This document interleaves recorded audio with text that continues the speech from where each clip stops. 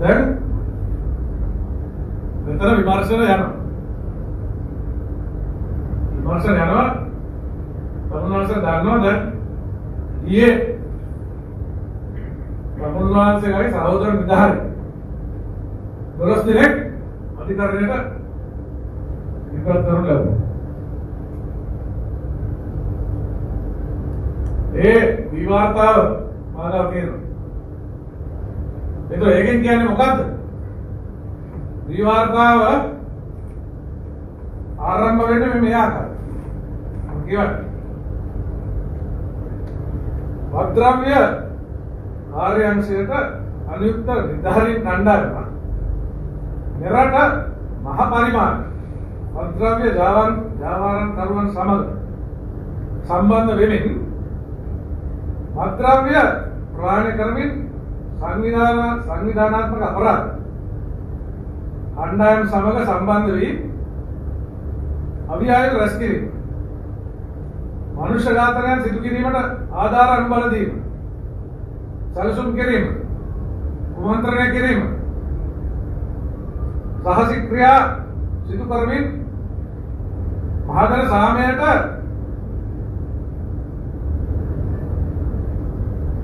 උදව් කිරීම සහ සාමාන්‍ය ජන ජීවිතය සම්බන්ධයෙන් සිදු කරන ලබන විමර්ශනයට අදාළ ගරු අධිකරණයට කරුණු වාර්තා කියනවා. එතකොට මේ වාර්තාව ඊයේ අධිකරණයට ගොනු වුණා. මේ වාර්තාව ගොනු කළේ මම නෙවෙයි. අපරාධ පරීක්ෂණ දෙපාර්තමේන්තුව. ඒ අදාළ විමර්ශන සිදු කරමින් පවතින අවස්ථාවක අපරාධ පරීක්ෂණ දෙපාර්තමේන්තුවේ මේ වාර්තාව අධිකරණයට ගොනු කරනවා. ඒක සැකකරුවන් 12 දෙනෙක් සම්බන්ධයි. මේකේ විස්තර තියෙනවා. පිටු දෙපැත්ත ගහලා තියෙනවා පිටු 4යි. පිටු 8යි. එතකොට මේ ලේඛන දැන් මහජන ලේඛන. මම මේක කියන්නේ තමුන්වහන්සේව දැනුවත් කරන්න. මොකද මේවා උසාවියේ දැන් ගොනු වෙලා තියෙනවා. උසාවිය. ඒක ඕනෑම කෙනෙකුට මේවා බලන්න පුළුවන්. එතකොට දැන් විමර්ශන යනවා. සැකකරුවන් ඉන්න පුළුවන්. අපි දන්නවා. බොහොම මූලික අවධියක මේ විමර්ශන පවතී. මූලික අවධිය. විමර්ශන පටන් ගත්තා විතරයි. තව 4 දෙනෙක් ඇතුළේ ඉන්නවා. එක්කෙනෙක් මගහරින්. මේක තමයි යථාර්ථය. මේක පොලිසියෙන් කරන විමර්ශනය අපරාධ පරීක්ෂණ දෙපාර්තමේන්තුව. එතකොට තමුන්වහන්සේලා දැන් මේ පසුබිම මත සහ උඩ තමයි දැන් මේ රාජකාරී සිදු කරන්න වෙන්නේ. මේකේ තව සැකකරුවෙක් ඉන්නවා වද්‍රව්‍ය නාශක කාර්යාංශයේ බාරකම් බාරන. එයාත් ඉන්නවා. එතකොට මේක ඇති වෙන නෛතික තත්ත්වය මොකක්ද? වාණ්ඩවර චෝදනා තියෙනවා. මේ නිලධාරීන්ට විරුද්ධව තියෙන චෝදනා කුමන්ත්‍රණ ජාවාරම් කිරීම, වද්‍රව්‍ය ජාවාරම් කිරීමට කුමන්ත්‍රණය කරනවා. දැන් 16ක් ඉන්නවා ඇතුලේ. 16ක් ඉන්නවා. ඔව් වැඩි වෙන්න පුළුවන්. එතකොට මේ වගේ සිද්ධියක් මගේ දැනුම හැටියට සිදු වෙලා නැහැ කලින්. එතකොට මේ සිද්ධිය කොහොමද ලෙස සමාජයක් ලෙස ශ්‍රී ලංකා පොලිසිය කෙරෙහි මහජන විශ්වාසය පමණක් නෙවෙයි මේකේ පද විභාග මේ යුක්තිය පසදලීමේ පද්ධතිය බලපෑමක් ඇති කරන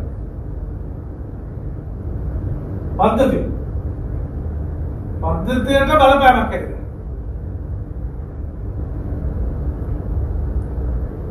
එතකොට මම මෙතනට ආවේ තමුන් වහන්සේට දොස් කියන්න නෙවෙයි.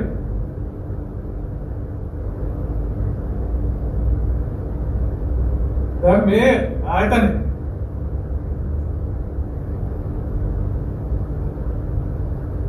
ගොඩනගන්න නැවත ගොඩ ගන්න ඕනේ. මොකද මහජන විශ්වාසයක් නැවත ඇති කරන්න ඕනේ, ස්ථාපිත කරන්න ඕනේ. මේ ආයතනය යථා තත්ත්වයට හොඳ තත්ත්වයට අපි නැවත ගේන්න ඕනේ. ඒක ඉක්මනට කරන්න ඕනේ. කාලයක් නැහැ. ඒ නිසා තමුන් වහන්සේලා අතේ තමයි මේ කටයුත්ත තියෙන්නේ. මේක කොහොමද නැවත අපි යථා තත්ත්වයට මහජන විශ්වාසයක් ඇති වෙන පරිද්දෙන් මේක යලි ස්ථාපිත කරලා මහජන විශ්වාසය නැවත ඇති වෙන පරිද්දෙන් කටයුතු කරන්නේ කොහොමද? එතකොට පියවර වගේක් ගන්න වෙනවා අනිවාර්යයෙන්. විශේෂ පියවර වගේ. නැත්නම් මේක කරන්න බෑ. දැන් තාම විමර්ශන යන අවස්ථාවක තමයි මම මේක කියන්නේ. එතකොට විමර්ශන තව මාස 3ක් 6ක් යන්න පුළුවන්. එතකන් මේ ආයතනය කඩා වැටෙන්න අපිට ඉඩ තියන්න බෑ. මොකද කෙලින්ම පද්ධතියට දැන් බලපෑමක් ඇති වෙලා තියෙනවා.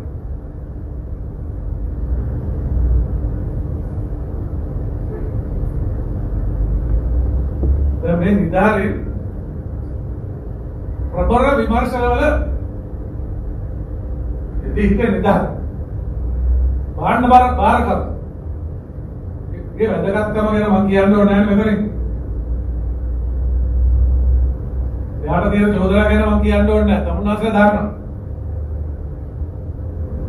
එතකොට ඔය පළ විපාක ගැන මට අනාවැකි පළ කරන්න බෑ. ඒක මට මේ අවස්ථාවේදී කියන්න බෑ. එතකොට මේ විමර්ශනය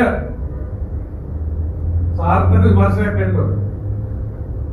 හරියාකාර විමර්ශනයක් වෙන්න ඕනේ. නීතිය හැටියට විමර්ශනය කරන්න ඕනේ. එහෙම හරියාකාර විමර්ශනයක් විවෘත විමර්ශනයක් මොකෙරුණා මෙතන ඉස්සරහට තව ප්‍රශ්න තියෙනවා. දැන් මේ කාර්යාංශය තුළ අපරාධ සිදු වෙලා තියෙනවා. ඒ ගැන මෙතන ප්‍රශ්නයක් අපි දන්නවා.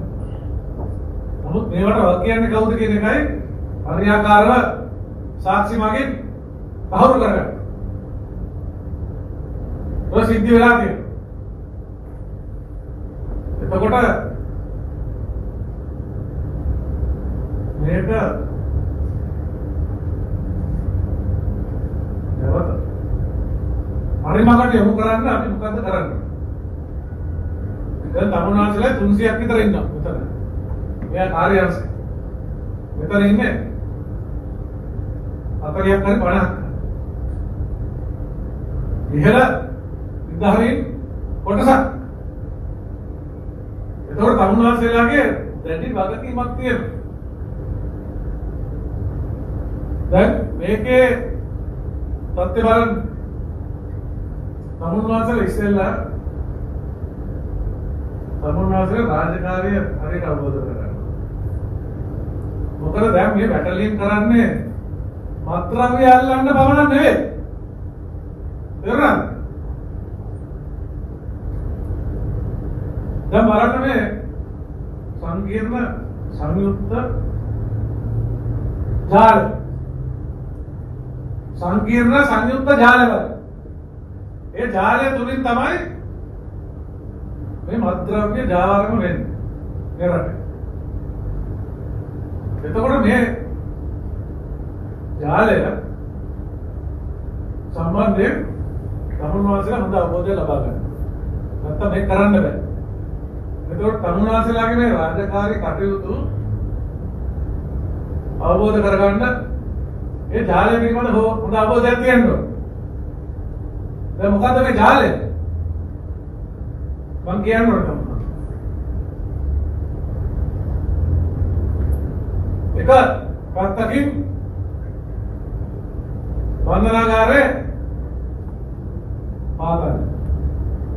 ඇතුලේ ජාවාරම් කරුව ඇතුලේ ඉන්න ජාවාරම් පාතාලේ ඉන්න. ඊළඟට දූෂිත වන්දනාගාර නිදාන අනුබල දෙනවා. ඊළඟට මේ ජාවාරම් නිකන් කෙරෙන්නේ නැහැ. ඒවට ජාත්‍යන්තර සම්බන්ධකම් තියෙනවා. එතකොට ජාත්‍යන්තර ජාවාරම් කරුවා. ඒ අය මේ රටෙන් පැනගිය නීතියෙන් පැනගිය ජාවාරම් කරුවන් ඉන්නවා. මත්ද්‍රව්‍ය ජාවාරම් කරුවන් පිටරට විශේෂයෙන්ම දුබායි වගේ රටවල. එතකොට ඒ කොටස ඉන්නවා. ඊළඟට මේ රටේ පාතාලේ වන්දනාගාරේ පිට පාතාලේ. ඒ පාතාලේ ජාවාරම් කරනවා.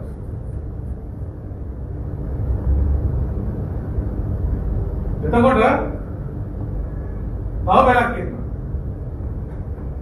මේවට එලින්ම සම්බන්ධ වෙන සහ අනුබල දෙන කවුද? ජාත්‍යන්තර සම්බන්ධය මේ ප්‍රහාණය කරන්න බෝට් වලින් වැඩි හරියක්. එතකොට අපි දන්නවා මොන බෝට් වලින්ද මේවා එන්නේ. සියල්ලක්ම මේ රටේ බෝට් නෙවෙයි. මොන රටෙන්ද කියලා මම කියන්න ඕනේ නැහැ නේ. එතකොට මේක මේ ලංකාවේ මේ තුලේ බෝට් පිරිසක් ඉන්නවා. එතකොට අනිත් පැත්තේ මේ කාර්යාංශයේ දූෂිත නිලධාරි පිරිස. අනිත් පැත්තේ දූෂිත නිලධාරි පිරිසක් ඉන්නවා. තමුන්වහන්සේලා දානවා. මේකේ හොඳ දක්ෂ නිලධාරීන් ඉන්නවා මම දන්නවා. අවංක දක්ෂ කාර්යක්ෂම නිලධාරි පිරිසක් ඉන්නවා. එතකොට එක පින්සලයකින් තීන්ත ගහන්න බෑ අපිට. මේ කාර්යාංශයට අපි දූෂිත නිලධාරි පිරිස අඳුරගන්නවා. හරි? එතකොට දූෂිත නිලධාරි පිරිස වෙනම මේක. ඊළඟට තව පිරිසක් ඉන්නවා මේ අපරාධ වලින් හොයන මුදල් අනුසල්ලි සම්බන්ධයෙන් මුදල් ගනුදෙනු කරන පිරිසක්. උන්දියල් හා හවාල ක්‍රමයට මේ රටේ මුදල් පිට කරන පිරිසක්. ඊළඟට බැංකු ක්‍රමය අනිත් පැත්තේ. එතකොට අනීතික ක්‍රමයයි නෛතික ක්‍රමය. ඒ දෙකම පාවිච්චි කරනවා. එතකොට බැලුමට ඔය ජාලය තියෙනවා. එතකොට තමුන්වහන්සේලා මොකද කරන්නේ?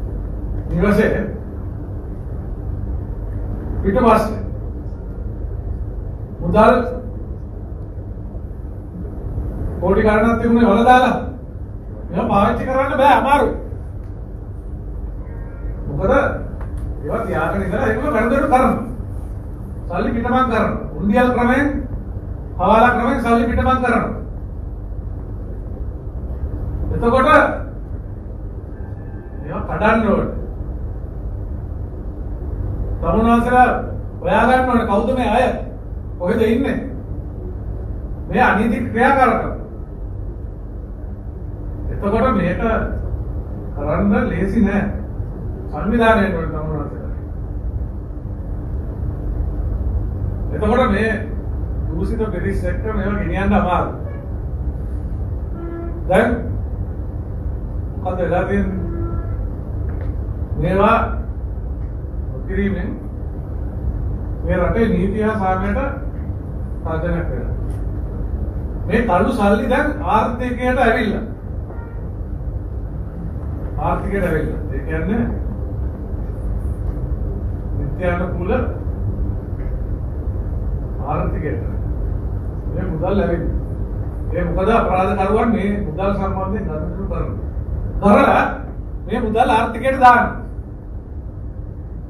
දැන් මේ මුදල් තමුන්වන්සලා මතක තියාගන්න තමුන්වන්සලා දන්නවා මේ මුදල් හරි අස්ථාවරයි අස්ථිරයි. ඒ මොකද? ඒ මුදල් වලට අස්ථිරභාවය ලැබෙන්නේ. කොහොමද අස්ථිර වෙන්නේ? අස්ථාවර වෙන්නේ කොහොමද? ඒ මොකද අපරාධ සල්ලි. අපරාධ වලින් පෙර සල්ලි. අපරාධ කරුවන්ගේ ක්‍රියාකලාපය සම්පූර්ණ වෙනස්. සාමාන්‍ය මිනිසෙකුගේ ක්‍රියාකලාපයට වඩා එතකොට අපරාධ කරුවන්ගේ ක්‍රියාකලාපය නිසා මේ මුදල් පද්ධතිය හිතින්නේ නැහැ. කොහොම ව්‍යාකූල තත්ත්වයක් තියෙනවා. එතකොට මේ මුදල් ආර්ථිකයට දැම්මම අර ද්‍රවශීලතාවයට බලපාන මුදල්. එතකොට ආර්ථිකය අස්ථාවර වෙනවා. මොකද එන්නේ කෝටි ගණන්. එක නෙවෙයි කෝටි ගණන්.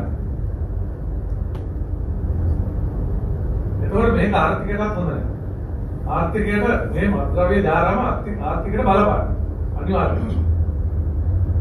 මොකද කළු සල්ලි සැරිසරන කොට ආර්ථිකයට ඒක ආර්ථික පැවැත්මට ප්‍රශ්නයක්. තමුන්වන්ස දන්නවා. එතකොට නීතිය සාමයට පර්ජනයක් කරනවා. මොකද මේ අපරාධ බලන්න මත්ද්‍රව්‍ය අපරාධ දිනෙන් දින වැඩි වෙනවා. දිනෙන් දින වැඩි වෙනවා. මානව කියනවා මොනවාද දන්නවද? මේ දත්ත කිව්වේ මම ඉදිරිපත් කරන්න. ඒතකොට වෙනත් මත්ද්‍රව්‍ය වලට අභ්‍යහිවා පාවිච්චි කරනවා. එතකොට මේ අභ්‍යහිවන් ගත්තොත් මේ රටේ මත්ද්‍රව්‍ය පාවිච්චි කරනවා. පාවිච්චි කරනවා ඉන්නවා ලක්ෂ 10කට වැඩි. අනිත් එක මේ සමීක්ෂණය වල ලොකු අඩුපාඩු තියෙනවා. මොකද ඒ සමීක්ෂණය අඩුපාඩු තියෙනවා. ඒ දත්ත අපිට පිළිගන්න බෑ. ඔය 92 2019 කරපු එක. ඔක හරි විදියට කරා නම් නියම ස්වරූපය දරගන්න ඕනේ. එතකොට අපේ ජනගහනේ මේ මත්ද්‍රව්‍ය වලට අබ්බැහිවන් ඉන්නවා 105ක් 10ක් අතරේ 105ක් 10ක් අතරේ. එතකොට මේ අවුරුද්දේ විතර ඒක නහුවෙච්ච ගාන මං කියන්නේ අපුණාස දන්නවා කිලෝ 1300ක් මේ මාස 6ට. එතකොට කැනබිස් කිලෝ 9000 ගන්න 9600 ගන්න මේ අහුවෙච්ච ගාන. එතකොට මේ හෙරොයින් කිලෝ ගණන් අහුවෙනවා. එතකොට මේ මත්ද්‍රව්‍ය එදෙන මත්ද්‍රව්‍ය රටට ආනයන කරන මත්ද්‍රව්‍ය එන්නේ මේ අපේ පරිභෝජනය බැහිුවන්ගේ පරිභෝජනයට එතකොට ඉල්ලුම දිනෙන් දින වැඩි වෙනවා සැපයමත් වැඩි වෙනවා ගිය අවුරුදු වල ගත්තොත් අඩුයි දැන් වැඩි එතකොට තමුන් වහන්සේලාගේ මේකේ ප්‍රධාන රාජකාරී කරන්න ඕනේ මොකද්ද තමුන් වහන්සේලාගේ වෙච්ච දායකත්වය මේක අඩු කරන්න මේක නැති කරන්න කල්පනා කරලා බලන්න හිතට එකඟ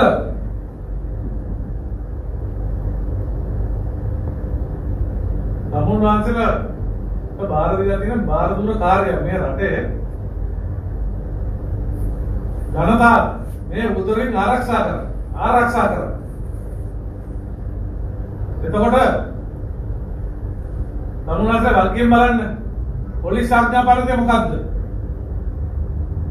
අපරාධ වැළැක්වීම ප්‍රධාන රාජකාරිය ඊළඟට අපරාධ වැළැක්වීම මර්ධනය ඊළඟට අපරාධකරුවන් හඳුනාගෙන ක්‍රියාත්මක වෙන්න ඕනේ ඊළඟට විමර්ශනය ඊළඟට නඩු මෙහෙවීම ප්‍රොසිකියුෂන් නඩු මෙහෙවීම සහ පුනරුත්ථාපන එතකොට ඔය සියල්ලක්ම තමුන් වහන්සේලාට කරන්න බලතල තියෙන කල යුතුයි එතකොට අපරාධ වළක්වන්නේ කොහොමද සාර්ථක විමර්ශන වලින් එක කොහොමද සාර්ථක විමර්ශන හරි මිනිස්සු ගන්න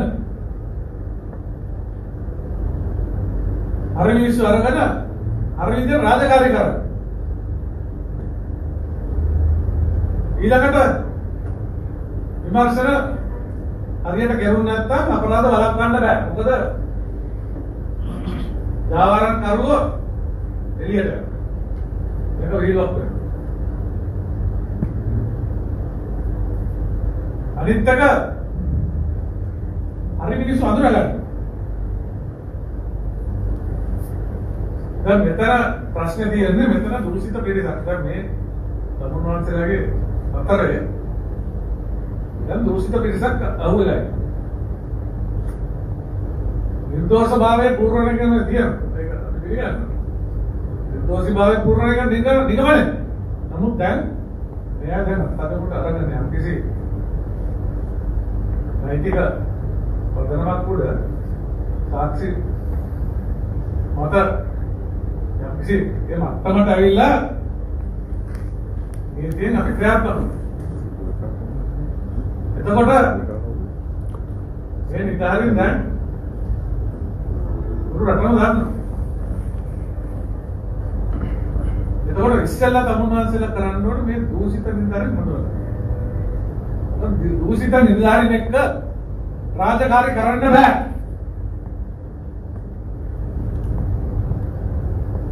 එතකොට තමුන් වහන්සේලා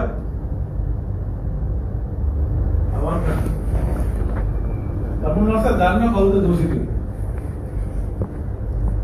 දූෂිතයෝ කවුද කියලා දන්නවා. එතකොට ඇයි ඔය තොරතුරු දෙන්න බැරි? රාජිකත ඔය. ඒ තොරතුරු දීලා මේක හදාගන්න. මොකද මේකෙන් දූෂිතයෝ අයින් කරන්න. දැන් තමුන් මාසේ වල්කීම් බලන්න මේ රටට මේ මත්ද්‍රව්‍ය උදුර පාලනය කරගත්තේ නැත්නම් හරි විදියට මේ රට පිළිහෙන අබ්බැහිවන් බලන්න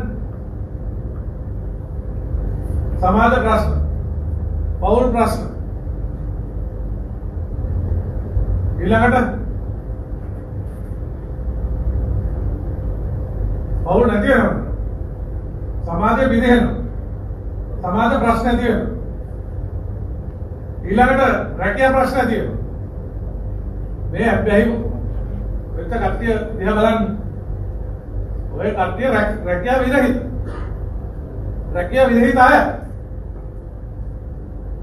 එතකොට මේ හැබැයිවන් තව අපරාධ කරන සමහරු ජාවාරමට පෙළවෙනවා. අනිවාර්යෙන් ජාවාරමට පෙළවෙනවා. මොකද අර හැබැයිවන්ට අවශ්‍යයි. ඒක කරන්න මුදල් අවශ්‍යයි. එතකොට හොරකම්, කොල්ල කෑම, ස්ත්‍රී දූෂණය පෙළවෙනවා. අපරාධ සිදු කරන්න. එතකොට මත්ද්‍රව්‍ය ජාවාරම් කර්ම කර එයත් අපරාධ වෙන අපරාධ වලට පෙළවෙනවා. එයා අවියායද ජාවාරම් කරනවා. මුදල් වංචා කරනවා.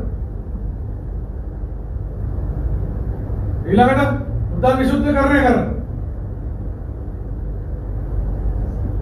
එතකොට මේක මහ විනාශයි.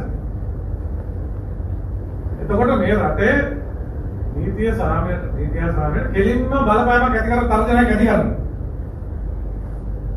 මහජන ආරක්ෂාව බලන්න. දාතිකාරක. එතකොට මේ වගේ වාතාවරණයක මේක දිනෙන් දින වැඩි වෙනකොට මේක පාලනය කරන්න අමාරුයි කවුද? මේක අපි අඩු කරගන්න. නැති කරන්න බැහැ.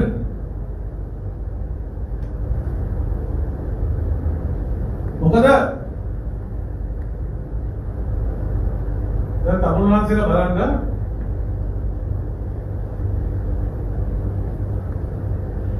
මේ සිදුවීම මොන පසු විමෝද කියලා මේ සිද්ධි කරන්න මේ ජාවාරම් කරන්න මේක ඇතුළේ ඉඳන් කවුද මේවට වාතාවරණය ලබා දුන්නේ? නිදහස ලබා දුන්නේ කවුද? අවස්ථාව ලබා දුන්නේ කවුද? එතකොට මේ වගේ වාතාවරණය රාජකාරී කරනකොට කොහොමද මේක වුනේ? කොහොමද මේ අවස්ථාව ඇති වුනේ? කොහොමද මේ වාතාවරණය ඇති කරේ? ඇති වුනේ? කොහොමද මේ නිදහස ලැබුණේ? මේ තරම් ප්‍රබල වැරදි සිදු කරන්න කොහොමද අවකාශය ලැබුණේ? එතකොට මේක ප්‍රබල ප්‍රශ්නයක්. එතකොට තමුන්වහන්සේලා දැනගෙන හිටියේ නැද්ද මේක වෙනවයි කියලා? මේ පිටරටවල මෙහෙම පද්ධති තියෙනවා. එයාට කියන්නේ විසල් බ්ලෝවර්ස්. ඒ කියන්නේ තොරතුරු සපයන්න. ඒ අතුලේ. ඒක දැන් තමුන්වහන්සේලා අවංක කාර්යක්ෂම නිර්ධාරයෙන් මේක ඉන්නවා. ඕනනම්. නමුත් දුසිත පිරිස නිසා මේ මුළු ආයතනයම කැරලක් මේක රාජකාරී කරන්න අමාරුයි. දුසිත පිරිසක් ඉන්නකොට අවංක පිරිස අතරේ හරි රාජකාරී කරන්න අමාරුයි. මොකද ඒ එක මට්ටමක ඉන්නවා. එක මට්ටමක නෙවෙයි ඉන්නේ. මට්ටම් ගොඩයි. එතකොට අවංක නිර්ධාරයකට මේ වාතාවරණය යටතේ කටයුතු කරන්න අමාරුයි. කාර්යක්ෂම අවංකකම රටගත්තා. කාර්යක්ෂමව රාජකාරිය කරන්න බැහැ. ඒකයි ප්‍රශ්නේ. එතකොට මේ මුළු කාර්යාංශයම පොලිසිය ඔකරෙන්නේ ගොඩක් දුරට අඩාල. දුසිත පිරිස නිසා ඒ මුළු පද්ධතියම අඩාල. මොකද තොරතුරු පිටට යනවා. තොරතුරු පිටට ගියාම විශේෂයෙන් මේ වගේ කාර්ය අවශ්‍යක රාජකාරී කරන්න බෑ. දැන් තමුන්වහන්සේලා මේ කට්ටියකට රැස් වෙනකොට ඒ කට්ටිය පිළිබඳ තොරතුරු විනාඩි 3ක යනවානේ එළියට. මොකක්ද ඒකේ බලන්න. එතකොට එතන ලොකු ප්‍රශ්නයක්. මෙතන මේ පද්ධතිය සකස් කරගන්න නම් මේ තත්ත්වය අපි ඉස්සෙල්ලා අඳුරගන්න. අනිත් එක සමාජ දෙන්න. මම සමාජ දෙන්නෙත් නෑ. මේ රජය සමාජ දෙන්නෙත් නෑ. ජනතාව සමාජ දෙන්නෙත් නෑ. අපරාධ සිදු කරන පිරිස. එතකොට මේ පිරිස තදින් ක්‍රියා කරන්න. දැන් තරුණාසලා විද්‍යානුකූල ක්‍රියා ගන්න ඕනේ. හරි විදියට. වහාම මේ විද්‍යානුකූල ක්‍රියා ගත යුතුයි. නැත්නම් විනයක් ඇති කරන්න බෑ. විනයක් කොහොමද ඇති කරන්නේ?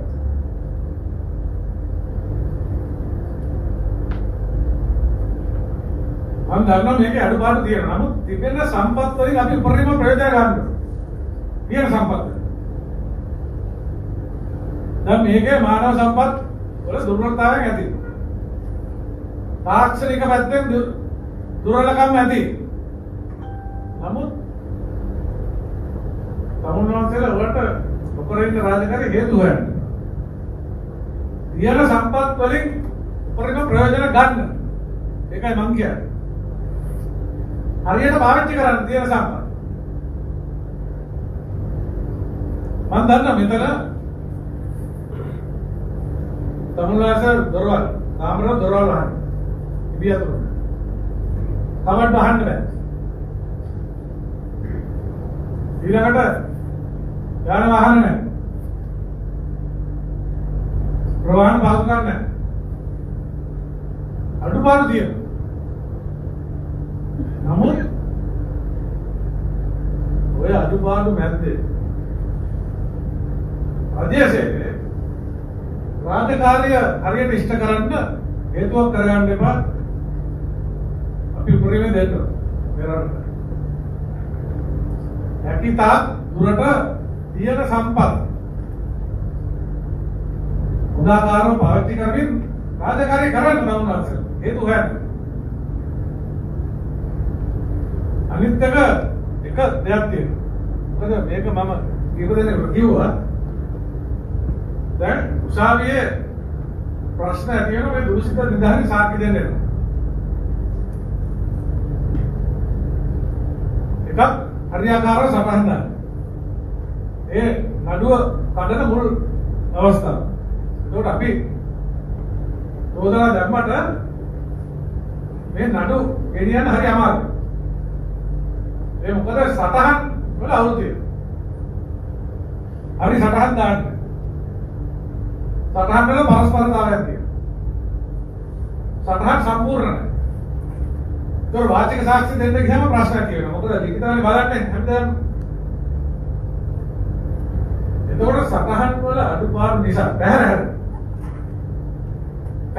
කියන්නේ පරස්පර වලට වැඩි පැහැර ලියන්න අවශ්‍යයි. අවශ්‍ය දේ ලියන්න නැතිකොට ප්‍රශ්න මතුවෙනවා. එතකොට නඩුව අහගෙන එතකොට නඩුව විත්තිකාරයා දිනලා ඉවරයි. නඩුව පවරන්න ඉස්සෙල්ලා. ඒවත් මුදල් වලට කරන කට්ටිය ඇති නේද? මුදල් වලට කරන කට්ටිය ඇති. නැත්නම් ඔහොම වෙන්න හේතුවක් නැහැ. මොකද තමුන්වහන්සේලා යම් කිසි ගුණයක් ලබනවා නැත්නම් වාඩියන්නේ.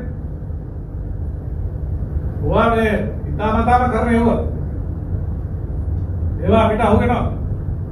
ඒවා අපිට පේනවා. එතකොට මේ ප්‍රබල නඩු කැඩෙනවා. මේක මේ නඩු ගත්තම කවුද සෞතු වෙන්නේ? අපි සෞතු වෙන්නේ. මොකද අපි මේ නඩු කරන්න මහත්ය. සාකච්ඡා තියෙනවා. ඔච්චර සාකච්ඡා තිබුණත් වැඩක් නැහැ. සමහරවිට පොතේ තියෙන දේ කියා ගන්න. ඒකත් හිතාමතාම කරගත්තේ ඉන්න. පොතේ තියෙන දේ කියා ගන්න. කියන්න වෙන විදියට. කොච්චර කිව්වත් සාකි කුඩුවට නැගිට්ටම වෙන කතාවක් කියන්නේ. සූක්ෂම විදියට පරස්පර අධිකාරය. ඒතොර අපි අනාථ. අපේ කැමති විශ්වාසයක් තියෙන විද්‍යාවේ සාකි කුඩුවට නැග්ගපුවාම එය අනුකූලව සාක්ෂි දෙයි. සමහරු සටහන් බලන්නේ නැහැ. හිතාමතාම බලන්නේ නැහැ. ඒ වගේ නඩු වලට අපි ගාවට එනකොට සටහන් කියවලා අවබෝධ කරගෙන එන්න ඕනේ ලෑස්ති. තමුන් අතර සාකච්ඡා කරලා. එතකොට අපේ නැත්නම් අපි මෙතන අපි වාඩි වෙලා තමුන් වහන්සේලා උගන්වන්න ඕනේ. පොතේ තියෙන සටහන් වල තියෙන දේ කියන්නේ. කොච්චර මහන්සියද අපේ නිදහස. මේ නඩු ඔප්පු කරලා. එතකොට අවංක සටහන් දාන්න තමුන් වහන්සේලා අවංක සටහන්. අවංක සටහන දැම්මොත් වරදින්නේ නැහැ කවදා. හරි විදිහට වැඩේ කරන්න. ඇයි තමුන් වහන්සේලාට අවංක වෙන්න බැරි? හරියට රාජකාරී කරන්න. එතකොට මේක හදන්න මගේ ක්‍රමවේදයක් තියෙනවා. මොකද මේ යන වෙලාව යන ස්ථාන හරි එන වෙලාව පිළිමල ලොකු ප්‍රශ්න. ඉතිකරුව ගත ස්ථාන ඊළඟට ගත්ත වෙලාව ගෙවල් වලට ගිහිල්ලා සෝදිසි කරා. ඔය ලොකු ප්‍රශ්න වෙනවා. මේ මොකද? මේ නඩු වල විද්‍යාවත් හොඳට ලෑස්ති වෙලා යන්නේ. මොකද ජීවිතයත් මරණයත් අතර සටනක් මේ. රැම් දෙකට වැඩි වුණා. අනිත් එක නීතිඥ මහතුරුත් හොඳ ගාස්තු අය කරගෙන එන්නේ. මොකද සල්ලි වලින් අඩුපාඩු. එතකොට ඒ උපරිමේ දාන්න. එතකොට මේක ප්‍රබල අභියෝගයක් අපිට. මම යෝජනා කරන්නේ ආණ්ඩුවේ දැන් රජයෙන් මේකට දායක වෙන්න ඕනේ. මේ හැම විද්‍යාලයකම රටලියමකට යන හැම විද්‍යාලයකටම සෙල් දුරකථන යන්ත්‍රයක් දෙනවා. සෙල් දුරකථන. එතකොට රීල් කරන්න බෑනේ. කණ්ඩායමේ පහක් ඉන්නවා පස් දෙනාට දෙනවා. මොබයිල් ෆෝන් පහ. එතකොට තුන්ව වාර්තා වලින් වැඩේ අහුවෙනවා. බොරු කරන්න බෑ. එතකොට තමුන් වහන්සේලා බොරු කරන්න බෑ. වැඩේ එතකොට සටහන් ඉබේටම ගැලපෙනවා. මොකද තමුන් වහන්සේ දන්නවා දුර්ණ වාර්තා වලින් හොරා වෙනවා. එතකොට හරි විදියට යනවා. ඔක තමයි පිළියම්. පිළියම ඕක තමයි. වෙන කරක් දෙයක් නැහැ. නැත්තම් මේක හරි ප්‍රශ්නයක් වෙනවා. හරි ප්‍රශ්නයක් වෙලා ඉවරයි. මොකද මේ වාර්ෂික සාක්ෂි හරි විදියට යන්න ඕනේ මේ නූතන තාක්ෂණයත් එක්ක. ඒ නූතන තාක්ෂණයත් එක්ක තමයි මේක යන්න ඕනේ. එතකොට වාර්ෂික සාක්ෂි වලින් මේව සනාථ වෙන්න. තාක්ෂණي. ඒ දෙක එකට යන්න. ඒ දෙක එකතු කරන්න තමයි දැන් මම හිතා කාලය ඇවිල්ලා. නැත්තම් මේක කරන්න බෑ. තේරෙනවද? දැන් බලන්න මේ නිර්ධාරයෙන්ද මේ වැරදි කරුවා. නිර්ධාරය. මම ඉස්සෙල්ලා කිව්වා අවස්ථාව ලැබුණේ කොහොමද? තමුන්ලාට පිළිගන්න වෙනවනේ. හරියාකාර අධීක්ෂණයක් වෙලා නැහැ. හරියාකාර අධීක්ෂණයක් වෙලා නැහැ. අධීක්ෂණයක් වුණා නම් මේවා වෙන්නේ නැහැ. දැන් කණ්ඩායමක් මම පිළිගන්නවා පොලිස්පතිතුමා කියපු දේවල්. මේවා රහසිගතව සමහර ඒවා රහසිගතව කරන්නේ. මොකද තොරතුරු ගියොත් වැඩේ කරන්න. ඒකට කණ්ඩායම් ඉන්න විශේෂ කණ්ඩායම් ඒවා හරි. ඒ ඔක්කොම හරි. මගේ කිසි ප්‍රශ්නයක් නැහැ පොලිස්පතිතුමා කියපු දේවල්. මේකෙන් කවුරු යටතේ කණ්ඩායම් තිබ්බත් මේක ප්‍රශ්නයක් නෑ. කිසි ප්‍රශ්නයක් නෑ. ප්‍රශ්න වෙන්නේ නිදහරින් හරියට බාරගත්තාම වගේම හරියට අධීක්ෂණය කරන්න. අධීක්ෂණය කරන්න බැරි වුණොත් වගකීම බාර ගන්න. මොකද දැන් බලන්න ඔය එක නිදහරින් මම කියන්නේ මට දැනගන්න ලැබෙන විදියට කොහොම හොඳ තොරතුරු මට ලැබෙනවා. මේ නිදහරින් ඔය කණ්ඩායම නිදහරින් විශේෂ කණ්ඩායම අවුට් එක දාලා යනවා. සුමාන එකක් දෙකක් එයා ගැන අහන්න නැහැ.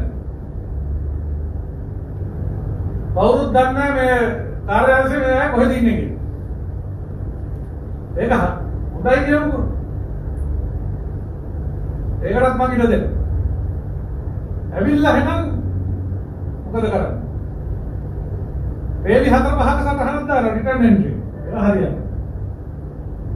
ඒවා කරන්න බෑ මෙතන. මෙතන විනිවිද භාගයක් තියෙනවනේ ඇතුලේ. ඇතුලේ. විනිවිද භාගයක් තියෙන්න ඕනේ වගවීමක් තියෙනවා. වගවීම තමයි මූලික දේ. අපි හැමෝම වගවීම. ඒ සම්මතය අපි පිළිපදින්න නැත්නම් මේවා කරන්න. අපි කරන්න කියන සෑම දෙයක්ම රාජකාරී මට්ටමේ ඒවා අපි වග වෙන්න. එතකොට මේවා හරියට අධීක්ෂණය වුණ නැත්නම් මේවා දැන් රේට් නැත්නම් ලොකු වැටලින් කරලා තියෙනවා.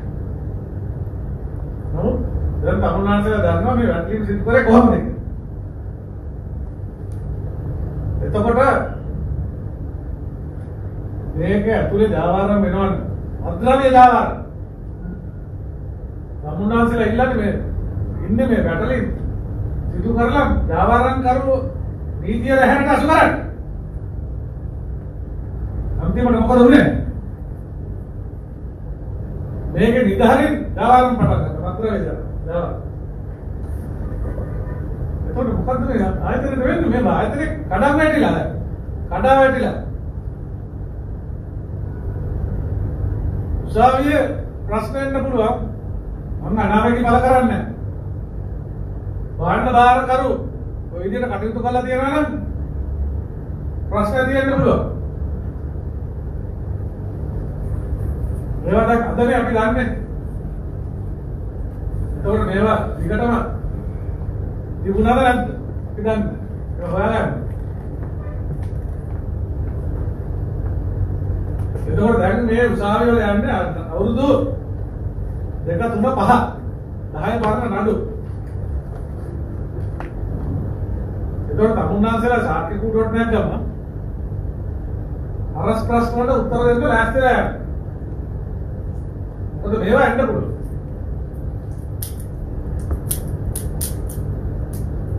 මේක දැන් මුළු පද්ධතියම මේකයි මම කිව්වේ මුළු පද්ධතියටම ඒ විනාශ වෙන විදියට තමයි මේවා වෙලා තියෙන්නේ.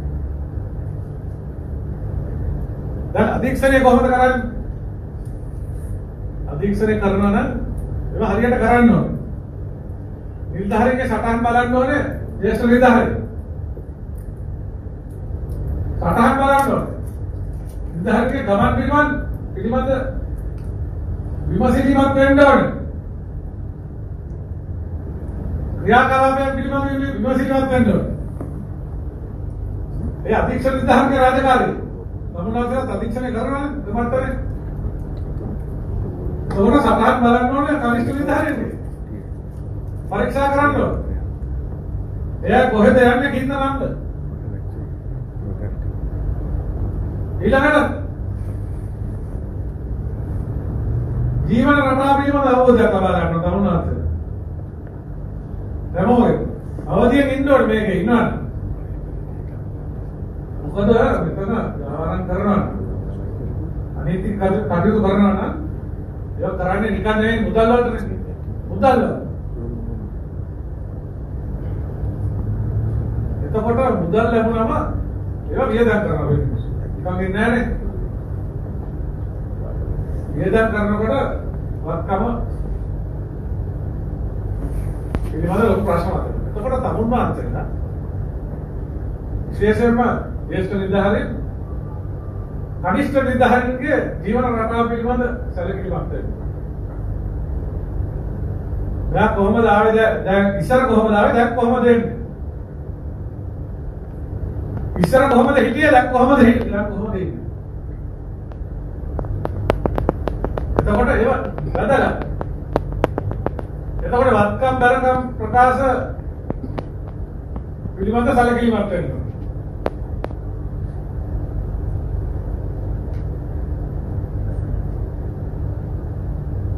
සතහන් කරන්නේ.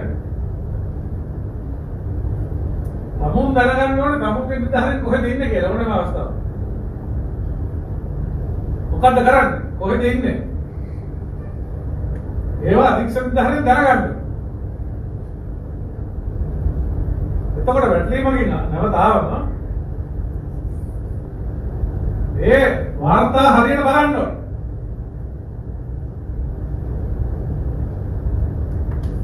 එතකොට තමුන්නාසල් තොරතුරු එනවනේ. තොරතුරු එන්නේ කොහෙන්ද? එළියේ. මේක මං කියන්න ඕනේ නැහැ. එතකොට යම් කිසි නිදහරිය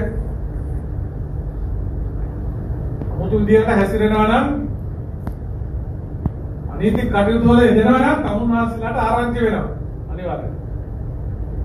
එතකොට ආරංචි වුණාම අහක බලන්න එපා කරුණාකරලා. අහක බලන්න. ඒ ගැන විමසිලිමත් වෙලා ක්‍රියා කරන්න කරුණාකරලා. මොකද එතනට අවශ්‍ය අවංක කාර්යක්ෂම පිරිසක් බිහි කරන්න. නැත්නම් මේක කරන්න බෑ.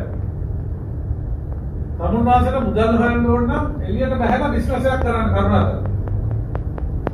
මේ යුනිෆෝම් එකේ කොහොම කරන්න එපා. මේ රජේ ආයතන නැති කරන්න එපා තමුන්නාසල. මේවා ඇති කරන්න. මේවා වර්ධනය කරන්න. දියුණු කරන්න ඕනේ. අපේ වගකීමක් තියෙනවා මේ රටේ ජනතාවට. දුප්පත් ජනතාවට. තමුන්නාසලා වගකීමක් තියෙනවා නීති ආධිපත්‍ය රැක ගන්න මේ රටේ. සමානව කටයුතු කරන්න. එතකොට අනිත් එක මේ කණ්ඩායම හදනකොට නිර්ධාරයෙන් පිටින්ට මාරු කරන්න. තම කණ්ඩායමේ අවුරුදු ගණන් තියාගෙන ඉන්න බෑ නිර්ධාරයෙන්. එයා මාරු කරන්න. මාරු කරලා කණ්ඩායම නරක සකස් කර ගන්න ඕනේ. ඒක කනිෂ්ඨෙන්ට තරම් දෙන්න ඕනේ. මිනිස්සු ඉගෙන ගන්න ඕනේ. එහෙමයි. ආයතන ගොඩනගා. ඒ පළපුරුද්ද අපි ලබා දෙන්න ඕනේ. කනිෂ්ඨය. ඒතර ප්‍රබල රාජකාරියක් කරනවා නම් කනිෂ්ඨයට තරම් දෙන්න ඕනේ. කෙනෙක් හරි දෙන්නේ ගන්න ඕනේ කණ්ඩායම. පුරුදු කරන්න. පුහුණු කරන්න. ඒකයි ක්‍රමය. එතකොට හරි පරිපාලනයක් තියෙන්න ඕනේ. හරි පරිපාලනයක් නැති නිසානේ මේ වුනේ. හරි පරිපාලනයක් තිබුණා නම් මේක වෙන්නේ නැහැ. හරි අධීක්ෂණයක් තිබුණා නම් මේක වෙන්නේ නැහැ.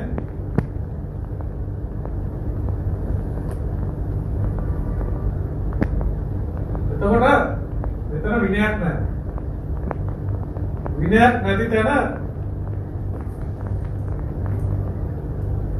රාජකාරී කරන්න බෑ හරියාකාරව. ඉස්සෙල්ලා තමුන්නාසලා අතර විනයක් ඇති කරගන්න. ඒ විනය අවශ්‍යයි. කනිෂ්ඨයට ආදර්ශයක් දෙන්න ඕනේ තමුන්නාන්සේ. දැන් මට වෙනවා මෙතන තරුණ පිරිසක් ඉන්නේ. තමුන්නාන්සේට අවුරුදු 10ක් තියෙන රාජ්‍ය සේවයේ. අනාගතේ නැති කරන්න එපා. එතරම් මං කියන්නේ. අනාගතේ නැති කරන්න. මොකද අපරාධ කරලා ගැලවෙන්න බෑ හැමදාම. අහුවෙනවා. නීතිය රැහැනට අහුවෙනවා. නීතිය රැහැනට අහුවෙන්නේ නැත්නම් ඉත්ත ධම්ම වේද. නේද? එතකොට කොහෙන් ගියත් තමුන්නාසේට දඩුවම් ලැබෙනවා. අනිත් එක නීතිය රැහැනට අහුනොත් ලේසි වෙන්නේ නැහැ. තමුන්නාසේට පෞල් හිතන්න නැති වෙනවා. දන්නවනේ මේ වටපිටාව බලන්න.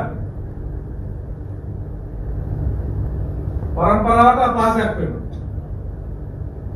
ඔය නීතිය ක්‍රියාකලාපය ක්‍රියාදාමය තුලින් යනකොට තමුන්නාසේට තේරෙන්නේ. මොකද මෙතන මේ රටේ ප්‍රමාදයක් තියෙනවා. නීතිය ක්‍රියාත්මක කරන. ඒක පිළිගන්නේ. නඩුහන්න ප්‍රමාදය. විමර්ශන අහවර කරන්න ප්‍රමාදය. ප්‍රමාදයක් තියෙන පද්ධතිය.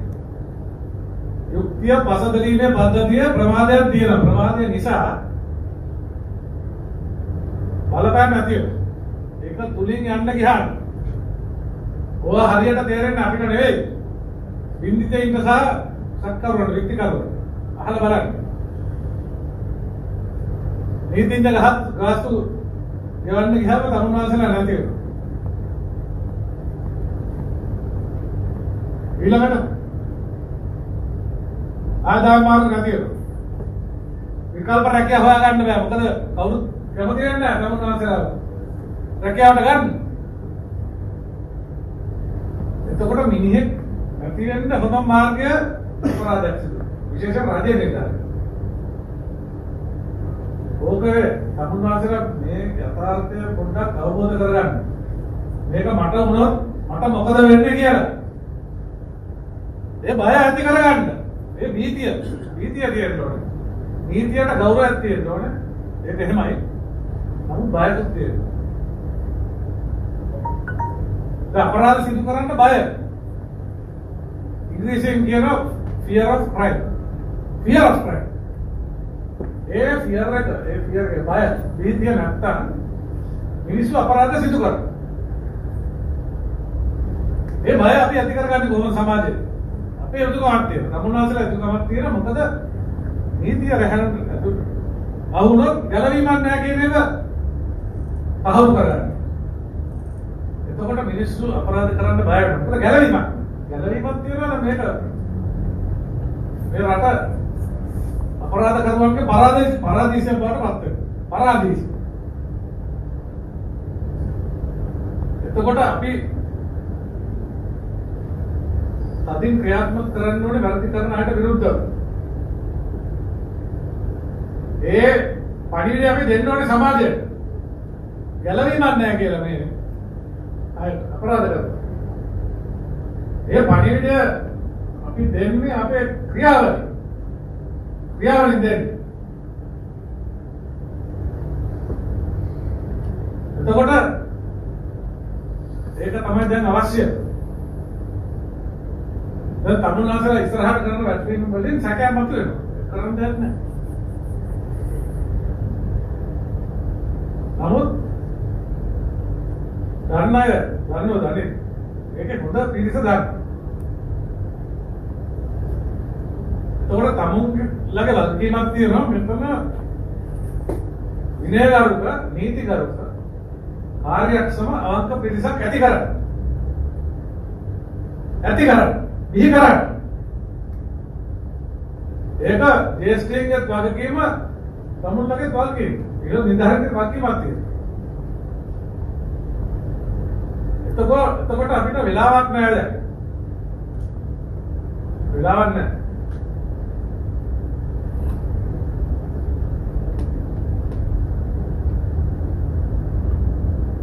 මේක කරන්න ඕනේ ඉක්මනට. එතකොට ඒවා ඉස්සරහට විමර්ශන කොහොම යයිද කියලා මම කියන්න බෑ. නමුත් තමුන් වහන්සේලාගේ විනිවිද භාවය සහ වගවීමෙන් මේක හරි ගස්ස ගන්න. හරි ගස්ස ගන්න පුළුවන්. අවංකව සටහන් දාන්න. බොරු සටහන් දාන්න එපා අමාරු වැඩ. වරද කරුවා. මෙච්ච ප්‍රමාණය 15000. 15100ක්. මරණ දඬුවමට 144ක් නියම වෙනකන් ගියා වුත් 15000 වරද කරුවා මෙලා මද්ද්‍රව්‍ය වල විතරක්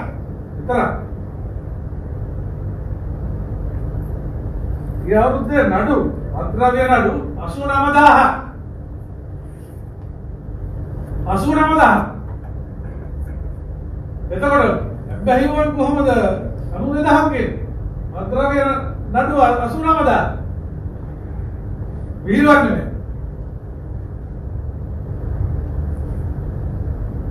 කැනබිස් නඩු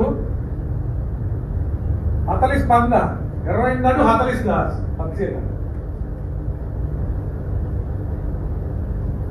එතකොට මේ රටේ ජනතාව තරුණ ජනතාව පිළිහෙන මේක පිළිකාව වගේ යනවා. මොකද රටේ ආර්ථික ප්‍රශ්න ඇති වෙනකොට මිනිසුන්ගේ ඒ ප්‍රශ්න වලින් මග හැරෙන්න සමහරු පෙළඹෙනවා. මොකක්ද විදියට පෙළඹෙන්නේ? අම එක විදියක් කියන්නේ නැහැ. 10ක් තියෙනවා. නරක ආශ්‍රය. එතකොට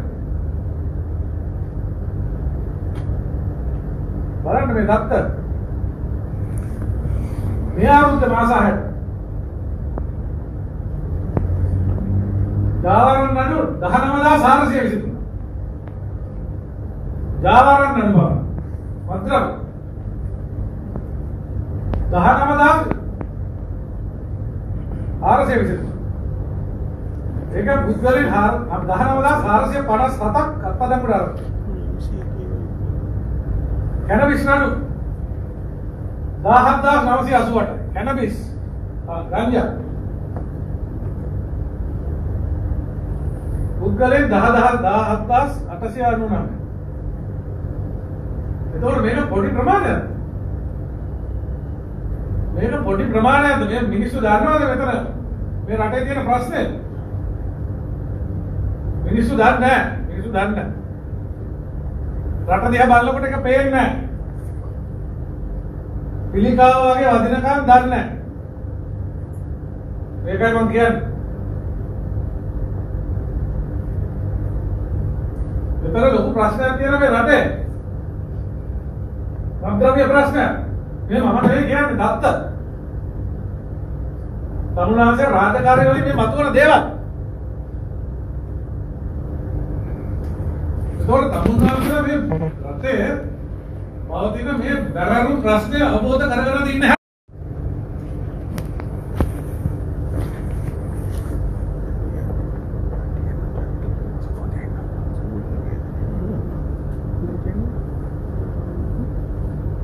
දැන් බලන්න තමුන්වහන්සේ දන්න මේ COVID-19 වසංගත පාලනය වුණේ කොහොමද? හරියාකාර කොහොමද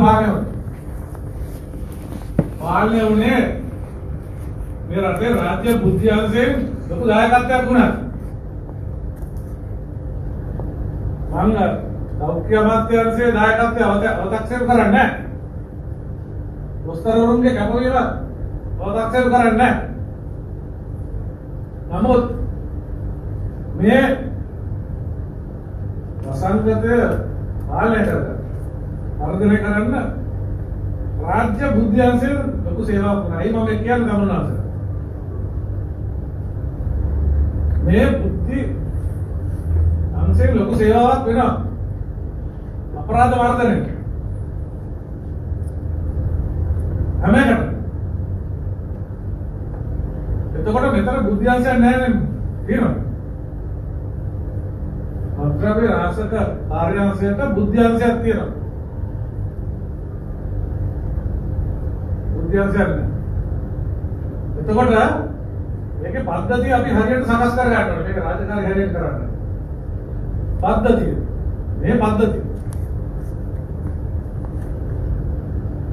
මේ පද්ධතිය හදාගත්තේ නැත්නම් මේක කරන්න බෑ. එතකොට ඔය බුද්ධිංශය තියෙන්න ඕනේ මේ වගේ ආයතනයක. අනික තාක්ෂණ ඒවා ලබා ගන්න පුළුවන්. හොඳ තාක්ෂණයක් අවශ්‍යයි. දැන් මේ තාක්ෂණය තියෙනවා ගොඩක් දුරට වුණා. ඒවෙන් උපරිම ප්‍රයෝජන ගන්න ඒකයි මං කියන්නේ. ඊයර සම්පත් පාවිච්චි කරන්න හරියද? තමන්ගේ සෙල් දුරකථනයෙන් කොච්චර රාජකාරී කරන්න පුළුවන්ද? ඔය රාජකාරී කටයුතු වල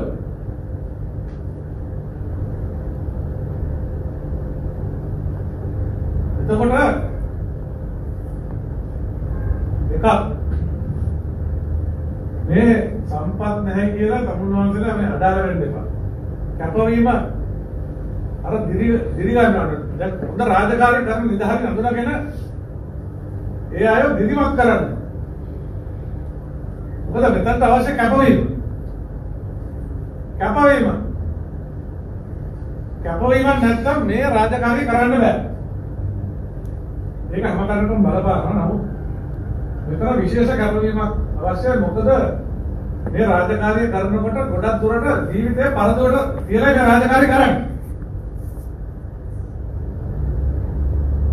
එතකොට ඒ නිසා ඒ කැපවීම වර්ධනය කරන්න ඕනේ. මෙතන නිකම් මේ බස් එකක මගින් වගේ යන්න බෑ. එහෙම පිරිසක් ඇතිනේ මෙතන. ඒවා පිරිස් මේ රටේ හැමතැනම ඉන්නවා. රාජ්‍යසේන විතරක් නෙමෙයි එළියෙත් ඉන්නවා. මගින් වගේ යන්නේ. එතකොට මගින් එක්ක මෙතන රාජකාරී කරන්න බෑ. මගින් අයින් කරන්න. මගින්. අපි දුවන්න ඕනේ. දුවන පිරිසක් එක්ක. දුවන පිරිස. ඒ දුවන පිරිස අපි ඇති කරන්න. නැති කරන්නේ නෙවෙයි. එතකොට සමහර තැන්වල මේ අවංක නිර්ධාරණය කිව්වොත් මේක ලොකු ප්‍රශ්නයක් අනිත්තාට. ලොකු ප්‍රශ්නයක්. එතකොට එයාට අමාරුයි. මේ පද්ධතිය ජීවත් වෙන්න. ඒ මොකද? දූෂිත පිරිසක් වටේ ඉන්නකොට අවංක පිරිස අසරණ. ඒක මෙතන වෙන්න දෙන්න එපා කරුණාකරලා. ඒක වෙන්න දෙන්න එපා. මේක වෙච්ච දාට මේක විනාශ.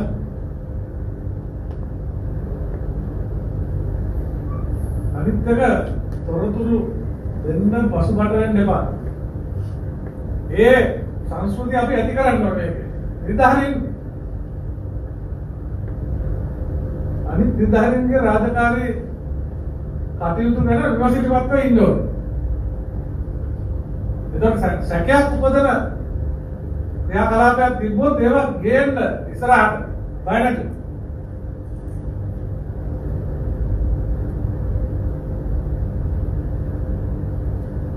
ඒකයි හරියද? එතකොට ඔය තොරතුරු ලබන්න දැනගන්න ඕනේ. ඒ තොරතුරු ලැබෙන පුද්ගලයා ඒ තොරතුරු රහසිගත පාවිච්චි කරනවා. මොන රහසිගත භාවය අවශ්‍යයි.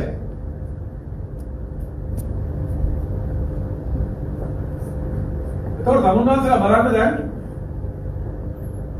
මේ රටේ ජනතාවට තමුන්වන්සලාගේ රාජකාරියේ කාර්යක්ෂමතාවය පිළිබඳ දැනෙන්න වැඩ කරන්න ඊට පස්සේ දැනෙන්න. ඒක දැනෙන්න. මොකද යක් ඇතුලේ කටයුතු කරනවා නෙවෙයි. තමුන්නාසලා විවෘතව ඉන්නේ. එතකොට තමුන්නාසලා කරන කියන දේවල් මිනිස්සුන්ට දැනෙන්න ඕනේ. එතනින් තමයි විශ්වාසය ඇති වෙන්නේ. එතකොට තමුන්නාසලා ඉහළ නිලධාරීන් කෙරෙහි ඇති කර ගන්නා විශ්වාසය ඒ විදිහම ගෞරවයක් ඇති කරන්නේ මිනිස්සු ගැන විශ්වාසයක් ඇති කරගන්න බෑ. එතකොට ඒ පදනමේ තමයි ඉන්න ඕනේ.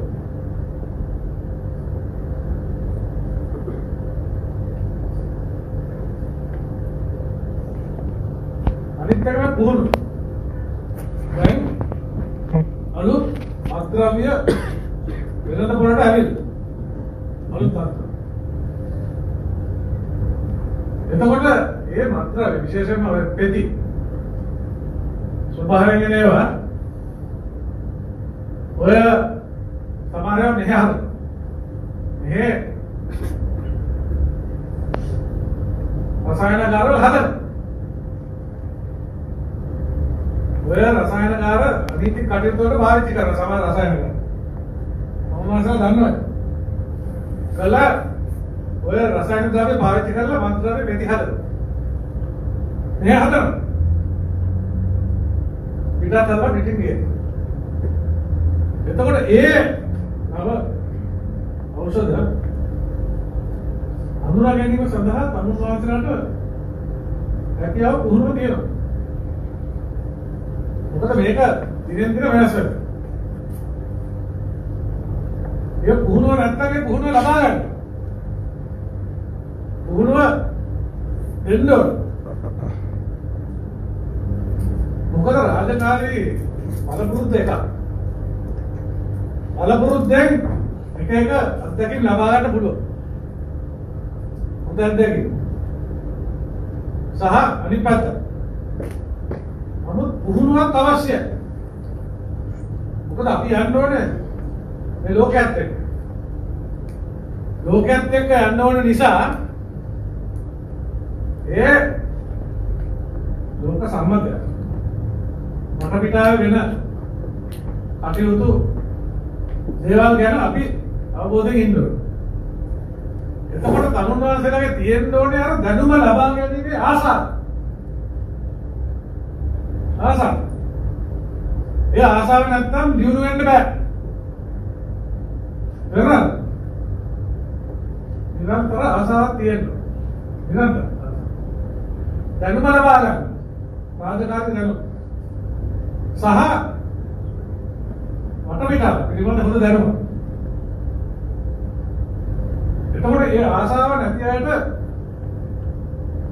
ගමන කෙටි. දුර යන්න බෑ. මොකද මෙතන තරගයක් තියෙනවා. අර උසස් පෙළ වගේ දැන් තරගයක් තියෙනවා.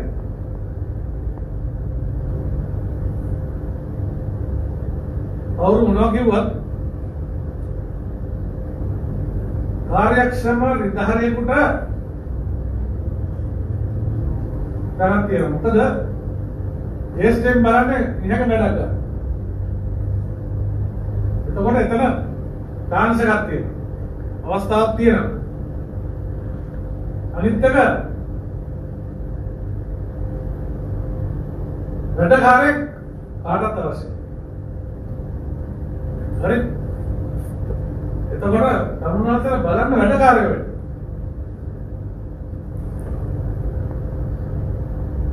හැබැයි කොන්දේසි වලට යටත්. වැඩකාරයෝ වෙන්න ඕනේ. හැබැයි හරි විදියට.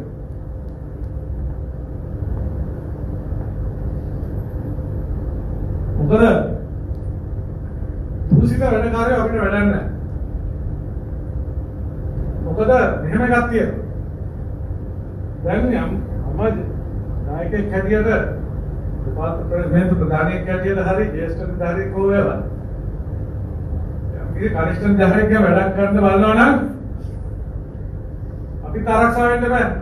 මොකද අපිව අමාරුවේ දානවා නම් යාගේ වැඩේ කරගන්න. එතකොට අපි ප්‍රේෂම් වෙන්න.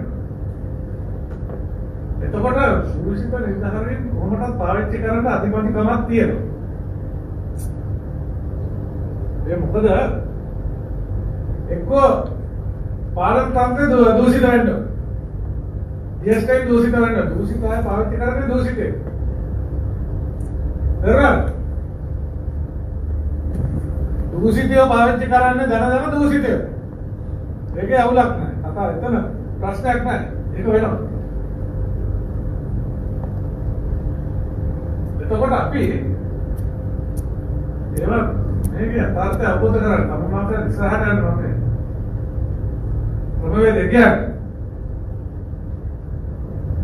අපහන් දියුණුවෙන් බලන්න. පොලිස් නිලධාරීන් හැටියට ඒ පුහුණුව ලබාගෙන ඒ පළපුරුද්ද ලබාගෙන ඒ දැනුම ලබාගෙන තමරන්න තමුන්නාන්සේලා ඒකට අවස්ථාවක් තියෙනවා.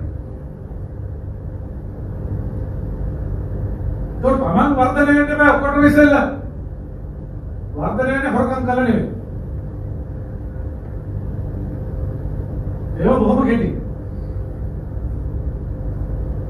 දැන් ඔය අතුලේ ඉන්න කට්ටියගේ මානසික තත්ත්වය පොඩ්ඩක් ඔයගොල්ලෝ කට්ටිය කියලා පරීක්ෂා කරලා බලන්න.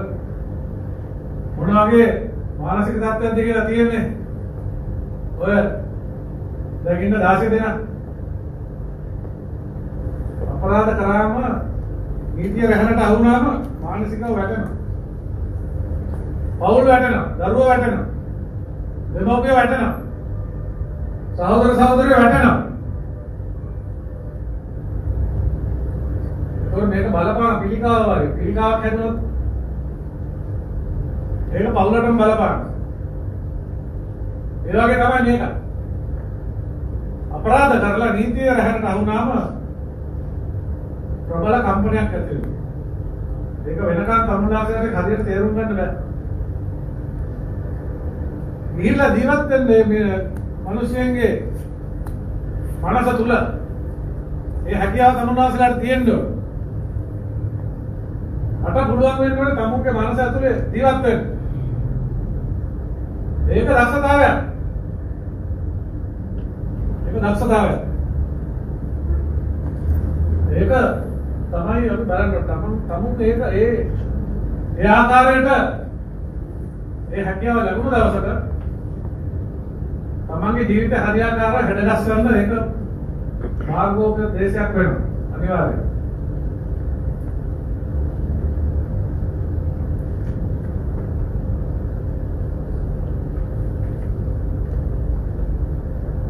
එතකොට මෙතන තත්ත්වය බලන්න මුළු රටටම ඉන්නේ විමර්ශන කණ්ඩායම් 6.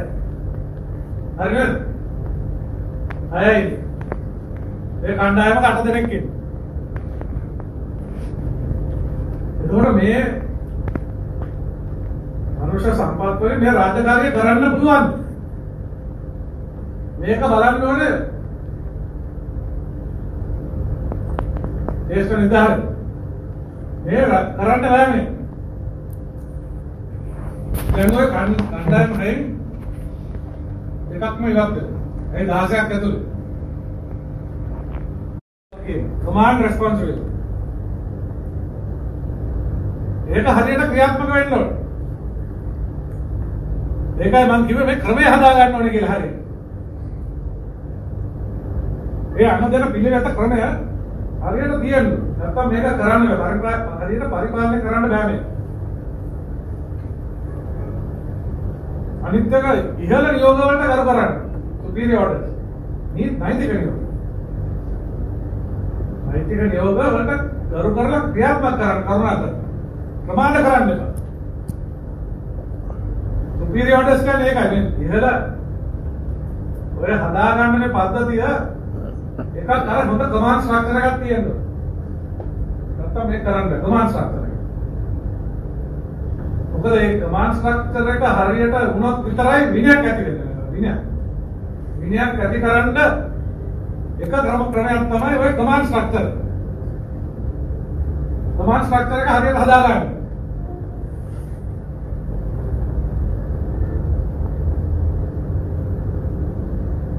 අන්දායමක වුණත් ඒ කණ්ඩායමේ නායකයෙක් විදිහට ඉන්නවා. යාට එතන ඒ නායකයෙක් විදිහට ඉන්න බැරි නම් කණ්ඩායමේ යා එතනට සුදුසු නැහැ.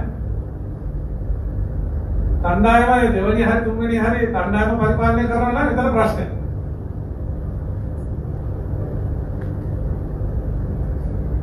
එතකොට මේකේ කියන්න නම් මට ඇති වෙන්න දේවල් තියෙනවා.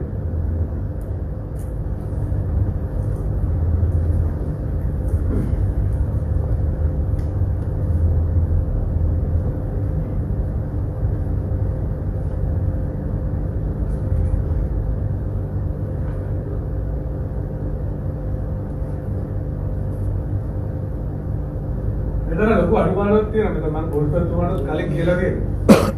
මෙතන අඩුපාඩුව මොකද්ද? මෙතන දැන් මත්ද්‍රව්‍ය ජාවාරම යන්නේ මුදල් විසුද්ධිකරණයත් එක්ක. මුදල් විසුද්ධිකරණයත් එක්ක. එතකොට ඒ පැත්ත බලන්න මෙතන හැකියාවක් නැහැ. මොකද තමුන්නාන්සලාට හැකියාවක් නැහැනේ. ඒ පැත්ත විමර්ශනය කරන්න. මේ වගේ ආයතනයක පිටරට බලන්න මත්ද්‍රව්‍ය විමර්ශන ඒකකේ ඕනෑ මේකේ පිටරට රිවියු රටවල අනිවාර්යයෙන්ම මේ දෙක එකට යන්න ඕනේ. මොකද ජාවාරම කියන්නේ සල්ලි මුදල් දේපල. එතකොට මේ දේපල මුදල් තමයි අපි ඒ දේපල මුදල් වලට එරෙහිව තමයි ක්‍රියා කරන්න ඕනේ. නැත්නම් මේ අපරාධකරුවන් නැති කරන්න බෑ. අපරාධකරුවන් අදාළ කරන එක ක්‍රමයක් තමයි ඔය මුදල් වලට දේපල වලට එරෙහිව කටයුතු කිරීම. ඒතකොට අපරාධකාරයෙක් ජාවාරම්කාරයෙක් අහුනාම කෙලින්ම බලවන කටයුතු මොකද්ද? ඔහුගේ දේපල පිළිවන් නියෝගයක් කරනවා. freezing order නැත්නම් season හරි freezing ඒක අරන් තමයි ඉස්සරහට යන්නේ. ඒතකොට දේපල අන්සතු කරන්න බෑ. පළවෙනි කටයුත්ත ඒක අපරාධකාරයෙක් විශේෂ මේ ආකාරයේ අපරාධ කරුවෝ අදාළ කරන්න දේපල අල්ලන්න ඕනේ. දේපලයි මුදල්. ඒතකොට බැංකු කිනුම් දේපල ඒකට හැකියාව නැහැ මෙතන. ඒක කරන්න තමුන්නාන්සලා ජලයෙන් බලන්න ඕනේ ඉතින්. ජලයෙන් අරිනකොට ජලයෙන් බලනකොට කාලය ගිහිල්ලා ඉවරයි. අනිත් එක මෙතන එකට තියෙනකොට මේක පරිපාලනය කරන්න ලේසි. මොකද දෙකම එකට වෙන්න ඕනේ. දෙකම එකට යන්න ඕනේ. මුදල් විසුද්ධිකරණය පිළිබඳ විමර්ශනයයි මත්ද්‍රව්‍ය ජාවාරම එකට යන්න ඕනේ. ඒක තේරුම් ගන්න ඕනේ. මේක ඒ අනුපාතව මෙතන තියෙනවා. මේක කරන්න බෑ. මේ විදිහට ඉස්සරහට යන්න බෑ. මොකද අර මම ඉස්සර කිව්වා වගේ මේ සංවිධානාත්මක අපරාධ නිසා මේවා බොහොම සූක්ෂම විදියට සකසුම් කරලා කරන්නේ.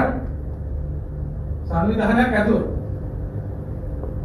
එතකොට ජාලයක් කඩන්න ඕනේ. ඒක තමුන්නාන්සලා බලන්න ඕනේ මේ අත්කුඩු බාහිරට අත්අඩංගුවට ගන්න එක පමණක් නෙවෙයි. ඒ සංවිධාන නැති කරන්න.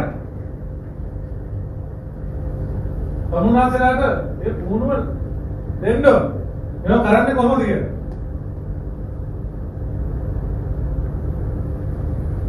දැන් අපි ඒවා දන්නවා. තමුන්නාන්සලා දැනගන්න ඕනේ. නැත්නම් කොහොමද කරන්නේ මේ?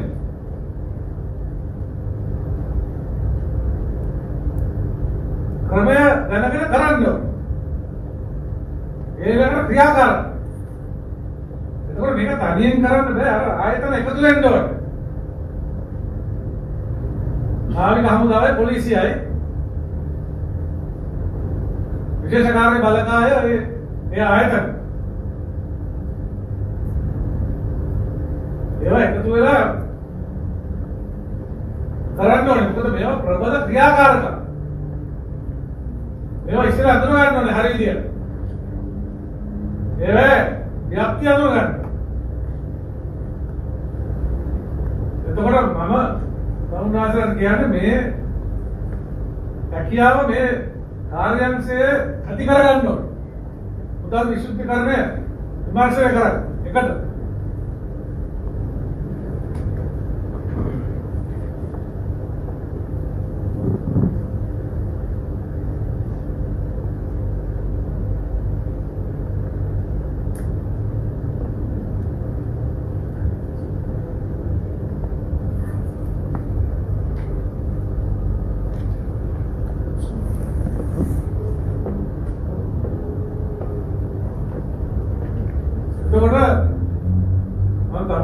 අවසාන වශයෙන් කියන්නේ මම පැහැදිලිව කතා කරා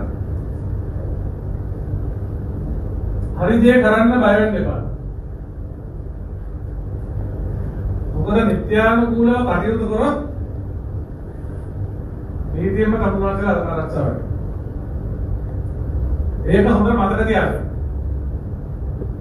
ඒක මතක තියාගෙන ඉස්සරහට යන්න කවදාවත් වරදින්න. Para dentro. Isso.